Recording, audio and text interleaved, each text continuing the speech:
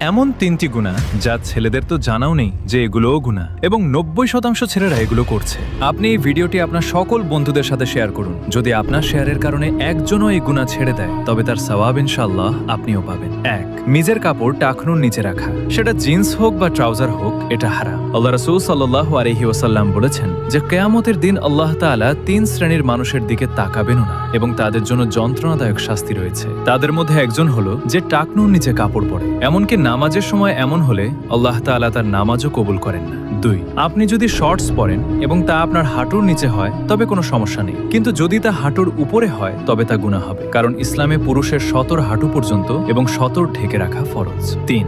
যা প্রতিটি মুসলিম ও প্রতিটি ব্যক্তি করছে তা হলো নিজের চুল চারপাশ দিয়ে ছোট বড় করে কাটানো। আপনি কি জানেন যে ব্যক্তির চুল চারপাশ দিয়ে সুন্নতের খেলাফ ছোট বড় করা হয় সেই ব্যক্তির উপর 24 ঘন্টা আল্লাহ তাআলার লানত বর্ষিত হয়। আর রাসূল সাল্লাল্লাহু আলাইহি ওয়াসাল্লাম এভাবে চুল কাটতে নিষেধ করেছেন এবং এটা হারাম। সওয়াবের নিয়তে এই ভিডিও